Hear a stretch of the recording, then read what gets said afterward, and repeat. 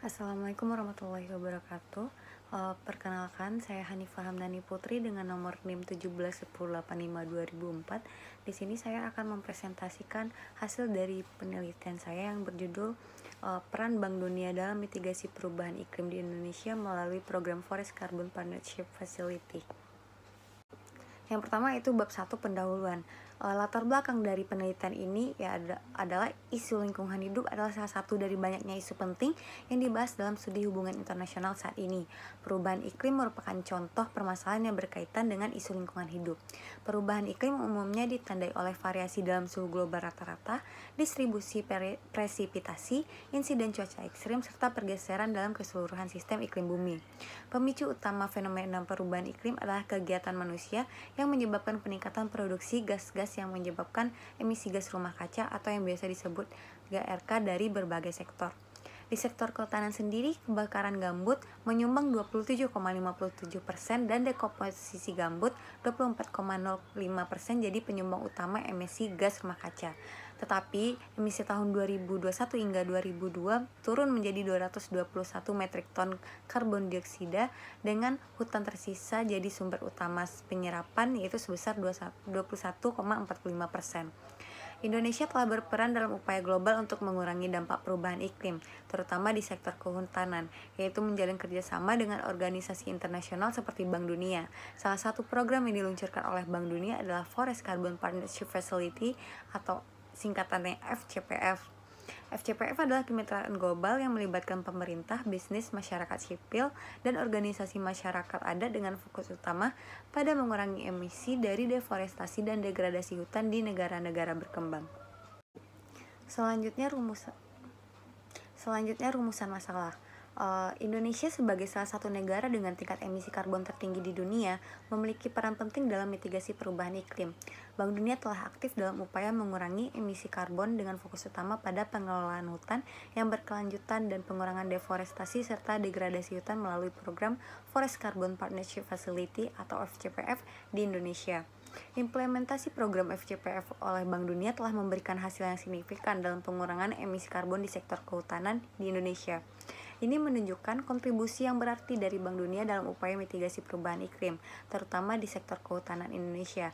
Dengan demikian, penelitian ini mengenai peran Bank Dunia dalam mitigasi perubahan iklim di Indonesia melalui FCPF menjadi penting. Selanjutnya pertanyaan penelitian. Pertanyaan penelitian dalam penelitian ini adalah bagaimana peran Bank Dunia dalam mitigasi perubahan iklim di Indonesia melalui program Forest Carbon Partnership Facility atau FCPF. Selanjutnya, tujuan penelitian. Penelitian ini dimaksudkan untuk mengetahui dan mendeskripsikan peran Bank Dunia dalam mitigasi perubahan iklim di Indonesia melalui program Forest Carbon Partnership Facility. Yang selanjutnya, manfaat penelitian. Secara akademik, memberikan kontribusi dalam pengembangan studi hubungan internasional terkait isu lingkungan, terutama peran lembaga keuangan internasional seperti Bank Dunia dalam mitigasi perubahan iklim di Indonesia.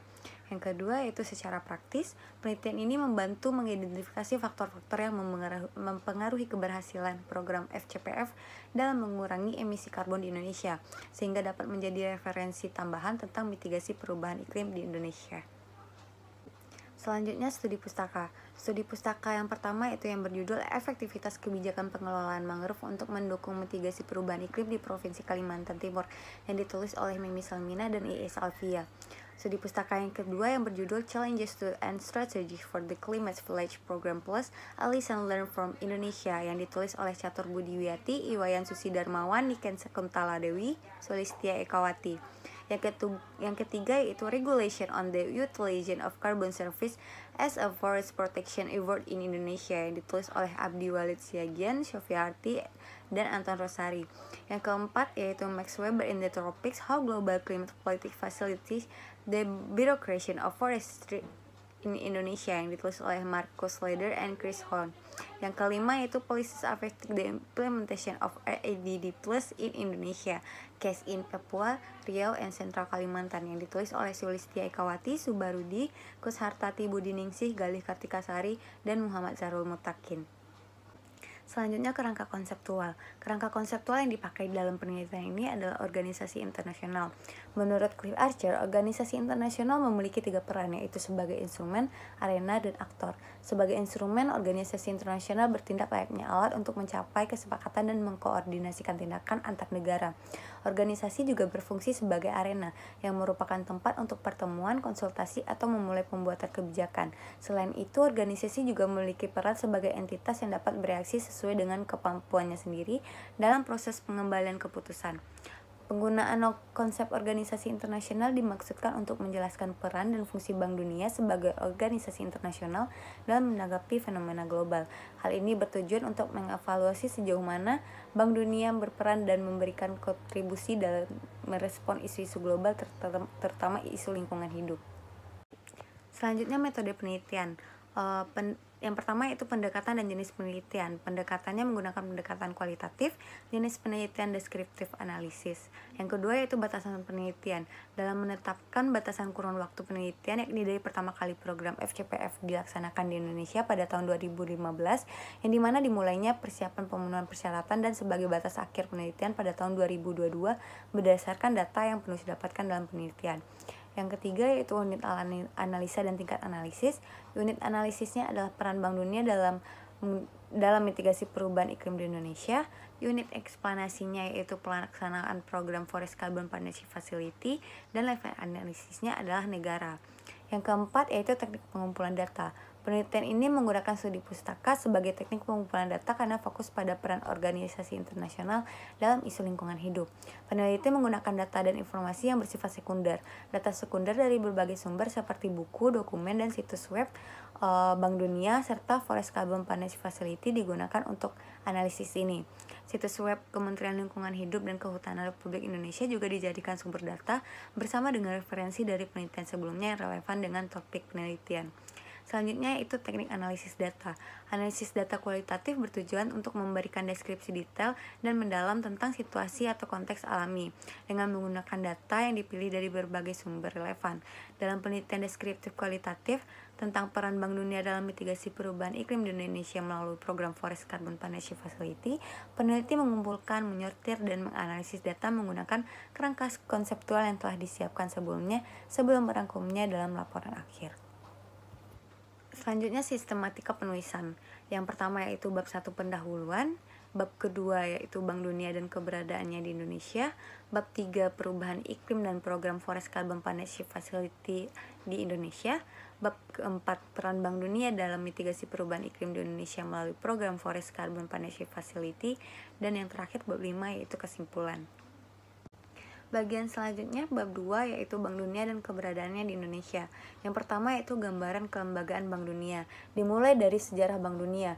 Pada 1 Juli 1944 di Bretton Woods, Amerika Serikat, pertemuan penting diadakan dalam United Nations Monetary and Financial Conference. Konferensi ini menciptakan Bank Dunia dengan tujuan awal membantu pemulihan ekonomi pasca Perang Dunia II. Bank Dunia kemudian berkembang menjadi lembaga yang memberikan bantuan finansial untuk negara-negara yang terkena bencana alam, krisis moneter, dan faktor-faktor lainnya. Delegasi dari 44 negara hadir untuk merancang dasar bagi pertumbuhan dan stabilitas baru melalui kerjasama internasional. Setelah berbagai diskusi, diputuskan untuk mendirikan 2 lembaga baru, yaitu International Monetary Fund dan International Bank for Reconstruction and Development, yang kemudian dikenal sebagai Bank Dunia. Proposal White Plan yang diajukan oleh Harry Wade menjadi dasar pembentukan Bank Dunia dengan tujuan mengatur stabilitas moneter, harga komoditas, dan bantuan bagi negara-negara terdampak langsung oleh Perang Dunia II. Selanjutnya, fungsi dan tujuan Bank Dunia. Bank Dunia memiliki 2 fungsi utama. Yang pertama itu fungsi keuangan atau finansial. Bank Dunia memberikan pinjaman besar untuk memulihkan ekonomi negara-negara pasca Perang Dunia II. Bank Dunia juga menetapkan kebijakan-kebijakan penting seperti suku bunga seragam untuk semua pinjaman, mekanisme pengawasan untuk memastikan penggunaan pinjaman sesuai tujuan, dan prinsip negative pledge untuk tidak meminta jaminan khusus untuk pinjaman. Fungsi yang kedua yaitu fungsi penasihat atau advisory. Selain keuangan, Bank Dunia juga memberikan nasihat penting kepada anggotanya. Ini termasuk dialog kebijakan intensif, promosi praktik terbaik dalam proyek, dukungan untuk pembentukan dan penguatan lembaga, serta pengetahuan yang kaya dalam pembangunan yang dibagikan melalui seminar, penelitian, dan publikasi. Bank Dunia terlibat dalam dialog tentang kebijakan, mempromosikan praktik terbaik, memberikan pinjaman untuk bantuan teknis, dan menyediakan pengetahuan melalui publikasi dan penelitian. Selanjutnya tujuan Bank Dunia. Yang pertama yaitu mendukung upaya pembangunan sosial dan memberikan dukungan jangka panjang untuk meminimalisir tingkat pengangguran. Yang kedua, memperkuat sistem keuangan negara peminjam dengan menjanjikan pinjaman saat negara menghadapi krisis dengan fokus pada mereka yang terkena dampaknya secara ekonomi, terutama kelompok masyarakat yang rentan. Yang ketiga, menggunakan kekuatan finansial untuk mendorong kebijakan dan reformasi institusional seperti pembentukan jaringan keamanan sosial dan pemberantasan korupsi. Yang keempat, menciptakan lingkungan investasi yang kondusif bagi pertumbuhan ekonomi. Dan yang terakhir, memberikan bantuan finansial dalam situasi kritis kepada masyarakat miskin di seluruh dunia. Selanjutnya yaitu institusi Bank Dunia. Bank Dunia melalui The World Bank Group terdiri dari beberapa institusi yang fokus pada pembangunan ekonomi internasional, yaitu yang pertama International Bank for Reconstruction and Development atau IBRD, didirikan pada tahun 1945. IBRD memberikan pinjaman dengan bunga kepada negara-negara anggota yang membutuhkan pemulihan pasca perang atau pembangunan. Pinjaman ini memiliki rentang waktu antara 15 hingga 20 tahun. Yang kedua yaitu International Development Association atau IDA. Dibentuk pada tahun 1960. IDA menyediakan pinjaman tanpa bunga kepada negara-negara miskin yang tidak dapat meminjam dari IBRD. Pinjaman IDA memiliki jangka waktu 30 hingga 49 tahun. Yang ketiga yaitu The International Finance Corporation atau IFC. Didirikan pada tahun 1956, IFC mendukung pertumbuhan sektor swasta di negara-negara anggota melalui pinjaman jangka panjang atau investasi langsung. Pinjaman IFC memiliki periode antara 3 hingga 13 tahun. Yang keempat yaitu The Multilateral Investment Guarantee Agency atau MIGA. Berdiri pada tahun 1988. MIGA memberikan jaminan investasi kepada investor asing yang ingin berinvestasi di negara-negara berkembang, melindungi mereka dari risiko non-komersial. Dan yang terakhir yaitu The International Center of Settlement of Investment Disputes, yaitu didirikan pada tahun 1966. ICSID menyelesaikan sengketa yang timbul dari investasi langsung melalui fasilitas konsiliasi dan arbitrase. Selanjutnya, struktur dan implementasi Bank Dunia. Struktur organisasi dan keanggotaan Bank Dunia. Hingga tahun 2003, IBRD atau Bank Dunia mempunyai 184 negara anggota. IDA mempunyai 164 negara anggota, IFC mempunyai 175 negara anggota, MIGA mempunyai 160 negara anggota, dan ICSID mempunyai 139 negara anggota yang memiliki struktur administratif yang terdiri dari yang pertama yaitu Dewan Gubernur, yang kedua Dewan Eksekutif Direktur, yang ketiga Presiden Bank Dunia, dan yang terakhir yaitu Staf Bank Dunia. Bank Dunia telah mengorganisir jaringan kerja dalam 5 wilayah operasional untuk meningkatkan efisiensi operasional. Yang pertama, Human Development Network, yaitu menghubungkan staf beroperasi di sektor-sektor seperti pendidikan, kesehatan, dan nutrisi. Yang kedua, yaitu Finance, Private Sector, and Infrastructure Network, yaitu memberikan layanan terbaik kepada klien dalam sektor keuangan, swasta, dan infrastruktur. Yang ketiga, yaitu Poverty Reduction and Economic Management Network, yaitu fokus pada kebijakan ekonomi dan isu-isu terkait kemiskinan. Yang keempat, yaitu Environmental and Socially Sustainable Development Network, yaitu untuk memastikan integrasi antara ekonomi, lingkungan, dan kriteria sosial dalam proyek-proyek Bank Dunia. Dan yang terakhir, Operational Core Service Network, untuk menyediakan dukungan dalam hal layanan inti seperti kualitas, pengadaan, dan pengelolaan sumber daya. Selanjutnya yaitu sumber pendanaan Bank Dunia. Bank Dunia mendapatkan dana pinjaman dari 3 sumber utama, yaitu pinjaman sendiri, modal di sektor, dan pendapatan. Pinjaman utamanya berasal dari pasar modal global melalui penjualan global bonds yang dapat diperdagangkan di berbagai pasar. Bank Dunia juga memperoleh pinjaman dari pasar modal swasta di berbagai negara dan dalam berbagai mata uang. Selain itu, dana juga dipinjam dari pemerintah anggotanya. Modal Bank Dunia yang merupakan sumbangan dari negara-negara anggota disesuaikan dengan kemampuan ekonomi masing-masing negara. Keuntungan dari bunga pinjaman digunakan untuk memperkuat cadangan modal Bank Dunia untuk memastikan kelangsungan operasionalnya. Selanjutnya, langkah-langkah implementasi proyek Bank Dunia. Sebelum negara mengajukan pinjaman kepada Bank Dunia, mereka harus menunjukkan bahwa dana tersebut akan dialokasikan untuk proyek pembangunan yang memberikan manfaat konkret. Bank Dunia melakukan evaluasi menyeluruh terhadap proposal proyek untuk memastikan tingkat pengembalian yang memadai agar layak secara ekonomis. Bank Dunia membentuk tim peneliti khusus yang melakukan penelitian one-side ke negara penerima pinjaman untuk mengevaluasi kelayakan pinjaman sebelum mendapatkan persetujuan. Tahapan rencana pendanaan Bank Dunia dikenal sebagai daur kegiatan Bank Dunia, meliputi pengidentifikasian, persiapan, penilaian awal, perundingan dan persetujuan, pelaksanaan dan pengawasan, dan yang terakhir yaitu penilaian akhir. Selanjutnya, Bank Dunia di Indonesia. Pada 24 Juli 1950, Indonesia mengajukan keanggotaan ke IMF dan IBRD. Setelah proses yang panjang, pada 10 September 1952, resolusi-resolusi disetujui, memungkinkan Indonesia menjadi anggota kedua lembaga tersebut. Namun pada 1960-an, Indonesia keluar dari PBB, menghentikan keanggotaannya di IMF dan IBRD. Setelah pemerintahan baru terbentuk pada 1967, Indonesia kembali menjadi anggota PBB, IMF, dan IBRD pada 1966 hingga 1967.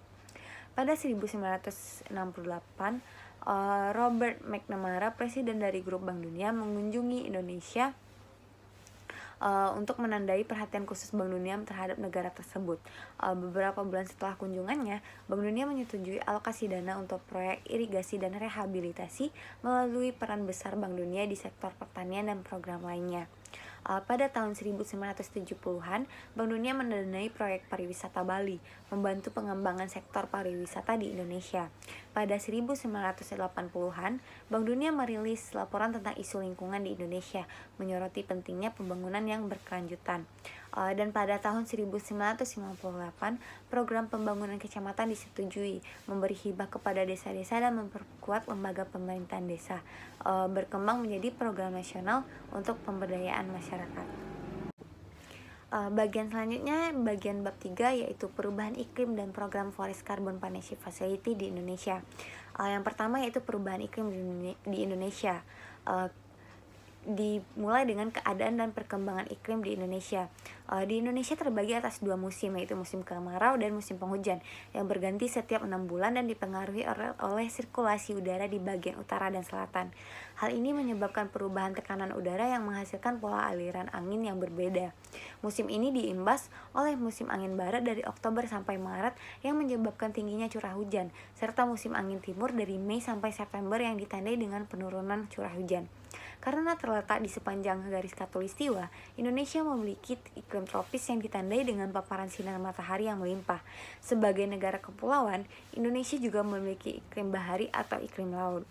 Di Indonesia, tanda-tanda perubahan iklim sudah terlihat. Misalnya dalam hal suhu, terjadi peningkatan rata-rata suhu tahunan sebesar 0,3 derajat Celcius sejak tahun 1990. Selama periode tahun 1983 hingga tahun 2007, terjadi peningkatan suhu udara harian di berbagai wilayah Indonesia, dengan kenaikan suhu beragam antara 0,036 derajat Celcius hingga 1,383 derajat Celcius. Jakarta adalah salah satu daerah yang mengalami peningkatan suhu yang signifikan. Selanjutnya, penyebab perubahan iklim di Indonesia. Di Indonesia, pemantauan gas rumah kaca dilakukan di daerah latar belakang dan perkotaan. Data menunjukkan peningkatan konsentrasi CO2, CH4, N2O, dan SF6 sejak awal pemantauan. Emisi gas rumah kaca Indonesia pada tahun 2020 mencapai 1,48 miliar ton ekuivalen karbon dioksida, dengan sektor energi dan penggunaan lahan sebagai penyumbang utama. Deforestasi, pembakaran hutan, dan aktivitas industri menjadi penyebab utama emisi gas rumah kaca di Indonesia. Penurunan luas hutan dan deforestasi menyebabkan pelepasan CO2 yang terperangkap di pohon. Penggunaan energi seperti batu bara juga menjadi penyumbang signifikan emisi. Selanjutnya, dampak perubahan iklim di Indonesia. Perubahan iklim memiliki dampak yang signifikan, termasuk peralihan es, kenaikan permukaan air laut, cuaca ekstrim, dan perubahan siklus air. Dampaknya terasa di sektor pertanian, di mana variasi curah hujan dan perubahan suhu dapat mengganggu produksi hasil panen. Perubahan iklim juga memengaruhi pergeseran musim hujan dan kemarau, mengganggu jadwal tanam dan pola pertanian. Kenaikan permukaan air laut mengancam wilayah pesisir dengan pulau-pulau kecil di Indonesia yang akan terancam tenggelam. Peningkatan permukaan air juga meningkatkan kerentanan wilayah pesisir terhadap erosi, mengancam batas wilayah Indonesia.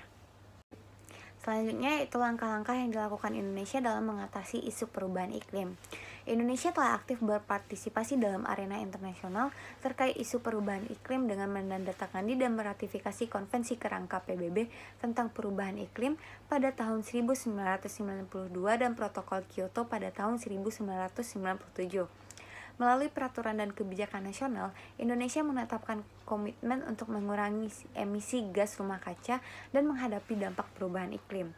Dalam kerangka UNFCCC, Indonesia wajib menetapkan target penurunan emisi GRK, meskipun tidak termasuk dalam klasifikasi negara-negara yang diwajibkan. Untuk mencapai tujuan ini, Indonesia telah menerapkan berbagai program dan kebijakan, seperti Rencana Aksi Nasional untuk menghadapi perubahan iklim dan Rencana Aksi Nasional Gas Rumah Kaca. Selain itu, Indonesia juga aktif dalam mengembangkan lembaga-lembaga terkait perubahan iklim seperti Dewan Nasional Perubahan Iklim. Upaya mitigasi dan adaptasi dilakukan melalui program seperti program Kampung Iklim dan strategi jangka panjang hingga tahun 2070 untuk pembangunan rendah emisi GRK dan ketahanan terhadap perubahan iklim. Partisipasi Indonesia dalam konferensi tingkat tinggi seperti konferensi pihak-pihak UNFCCC telah menghasilkan kesepakatan penting seperti Bali Roadmap dan REDD+. Indonesia juga telah merumuskan Nationally Determined Contribution yang menetapkan target penurunan emisi GRK hingga tahun 2030. Selanjutnya, program Forest Carbon Partnership Facility di Indonesia. Program FCPF di Indonesia sejalan dengan pendekatan pembangunan rendah emisi di Kalimantan Timur yang diterapkan melalui strategi dan rencana aksi yang dibangun berdasarkan kepemimpinan provinsi yang kuat dalam mengatasi perubahan iklim. Hal ini dirancang untuk memberikan insentif terhadap pengurangan deforestasi dan degradasi hutan di provinsi tersebut melalui kegiatan pengelolaan hutan berkelanjutan, termasuk perbaikan perizinan hutan, penguatan kapasitas pengelolaan hutan, dan mendorong perencanaan berbasis masyarakat. Indonesia telah mengubah konsep awal REDD+ dari instrumen pasar menjadi instrumen yang didanai oleh pemerintah dengan meningkatkan perhatian pada keterlibatan masyarakat dan manfaat non-moneter. Pilihan Kalimantan Timur sebagai lokasi percontohan untuk Forest Carbon Partnership Facility Carbon Fund REDD+ menunjukkan komitmen Indonesia terhadap program ini. FCPF mengakui pentingnya menghormati masyarakat adat dan telah melakukan banyak upaya untuk merumuskan kerangka perlindungan mereka sendiri. FCPF mendukung upaya REDD+ melalui dua model pendanaan, yaitu the FCPF Readiness Fund untuk mempersiapkan implementasi REDD+ dan pembayaran berbasis hasil atau carbon fund untuk negara-negara yang telah berhasil mengurangi emisi dari sektor hutan dan lahan di wilayah mereka. Bagian selanjutnya bab 4, yaitu peran Bank Dunia dalam mitigasi perubahan iklim di Indonesia melalui program Forest Carbon Partnership Facility. Yang pertama yaitu Bank Dunia sebagai instrumen. Pada tahun 1985, lahirnya International Tropical Timber Organization dan Tropical Forestry Action Plans menandai langkah awal dalam reformasi pengelolaan hutan di negara-negara berkembang. Meskipun ada upaya besar untuk mengurangi kehilangan hutan, hasilnya tetap bervariasi. Banyak reformasi ini didorong oleh aktor internasional termasuk Bank Dunia. Bank Dunia mengadopsi strategi baru untuk mengatasi deforestasi di Indonesia dengan meningkatkan pendanaan proyek yang berfokus pada pelestarian lingkungan. Melalui pinjaman dan dukungan kebijakan, Bank Dunia berupaya membantu Indonesia mencapai tujuan pengelolaan hutan yang berkelanjutan. Bank Dunia juga menyediakan skema pendanaan global seperti Forest Carbon Partnership Facility yang bertujuan mengurangi emisi dari deforestasi dan degradasi hutan. Bank Dunia berkomitmen menyediakan dana untuk inisiatif yang menurunkan emisi gas rumah kaca dan mendorong adaptasi terhadap perubahan iklim. dengan fokus pada pembangunan berkelanjutan dan mengurangi kemiskinan. Dengan berbagai pinjaman dan inisiatif, Bank Dunia berperan penting dalam upaya mitigasi dan adaptasi terhadap perubahan iklim di Indonesia, dengan fokus pada perlindungan lingkungan dan pembangunan berkelanjutan. Bank Dunia terus berupaya mendukung upaya-upaya untuk merestorasi dan melestarikan hutan di negara-negara berkembang. Selanjutnya, hasil dari peran Bank Dunia dalam mitigasi perubahan iklim di Indonesia melalui program Forest Carbon Partnership Facility. Perubahan iklim di Indonesia telah memengaruhi masyarakat, terutama di wilayah yang bergantung pada sektor kehutanan, dengan cuaca yang tidak stabil sebagai dampaknya. Hal ini disebabkan oleh peningkatan emisi karbon yang memicu efek rumah kaca dan perubahan iklim. Bank Dunia telah berperan dalam mengatasi perubahan iklim di Indonesia melalui sejumlah proyek dan kontribusi keuangan. Sebagai organisasi internasional, Bank Dunia memiliki peran sebagai alat untuk mencapai kesepakatan dan memberikan bantuan finansial untuk negara-negara berkembang dalam menangani masalah lingkungan, termasuk perubahan iklim di Indonesia. Bank Dunia awalnya belum sepenuhnya efektif dalam perannya, namun telah berkembang menjadi platform yang berperan dalam melaksanakan proyek-proyek dan memberikan bantuan finansial untuk memerangi perubahan iklim. Bank Dunia telah terlibat dalam upaya mitigasi perubahan iklim Indonesia melalui proyek-proyek seperti Forest Carbon Partnership Facility yang mendapatkan dukungan keuangan dari berbagai sumber termasuk pemerintah, perusahaan swasta, dan LSM. Program FCPF memiliki tujuan untuk mengurangi emisi karbon melalui proyek-proyek pengurangan emisi di sektor kehutanan serta mendukung pembangunan kebijakan yang responsif terhadap perubahan iklim. Selain itu, Bank Dunia telah melakukan langkah-langkah untuk memperkuat kapasitas adaptasi dan mitigasi perubahan iklim di Indonesia, termasuk pembentukan rencana dan kebijakan iklim, serta penyediaan pembiayaan untuk dukungan adaptasi dan mitigasi. Melalui program FCPF ini, Bank Dunia telah memberikan pembayaran kepada Indonesia berdasarkan hasil penurunan emisi karbon dengan target penurunan emisi yang ditetapkan dalam dokumen kesepakatan. Kesuksesan program penurunan emisi di Provinsi Kalimantan Timur menjadi bukti dari kontribusi Bank Dunia dalam mengatasi perubahan iklim di Indonesia. Program ini melibatkan partisipasi aktif dari berbagai pihak, termasuk pemerintah daerah, dalam mengimplementasikan strategi penurunan emisi secara berkelanjutan. Secara keseluruhan, upaya Bank Dunia melalui program FCPF telah memberikan kontribusi yang signifikan dalam mengatasi perubahan iklim di Indonesia dengan memperkuat adaptasi dan mitigasi, serta memberikan insentif pembayaran kepada negara-negara yang berhasil menurunkan emisi karbon. Dalam konteks perubahan iklim yang semakin mendesak, kerjasama internasional seperti ini menjadi sangat penting untuk mencapai tujuan penanganan perubahan iklim secara efektif. Bagian selanjutnya itu bab 5 kesimpulan. Yang pertama yaitu kesimpulan dari penelitian ini adalah Bank Dunia sebagai Intergovernmental Organization atau IGO memiliki peran penting dalam menanggapi perubahan iklim di Indonesia dan negara-negara lain. Melalui program-programnya, Bank Dunia memberikan dukungan finansial, teknis, dan kebijakan untuk mitigasi dan adaptasi terhadap perubahan iklim. Program Forest Carbon Partnership Facility adalah salah satu contohnya, di mana Bank Dunia telah mengambil langkah-langkah untuk mengurangi emisi gas rumah kaca di sektor kehutanan dan mendukung penyusunan kebijakan responsif terhadap perubahan iklim, dengan melibatkan berbagai pihak termasuk negara, masyarakat, dan pemerintahan. Bank Dunia berkontribusi pada upaya global untuk mencapai tujuan mitigasi perubahan iklim dan pembangunan berkelanjutan. Selanjutnya itu saran penelitian yang diajukan adalah yang pertama, pemerintah Indonesia dan organisasi internasional terlibat dalam mitigasi perubahan iklim sebaiknya mempertahankan dan memastikan kelestarian hutan. Yang kedua, peneliti yang akan datang diharapkan melakukan studi yang lebih rinci dan kompleks dengan menggunakan pendekatan metodologi atau teori yang berbeda dari penelitian sebelumnya. Hal ini diharapkan dapat menghasilkan inovasi dalam penelitian mengenai peran organisasi internasional dalam isu lingkungan hidup, sehingga menghasilkan karya ilmiah yang lebih baik, praktis, dan solutif yang dapat memberikan masukan berharga bagi pihak terlibat. Sekian presentasi penelitian saya. Saya ucapkan terima kasih. Assalamualaikum warahmatullahi wabarakatuh.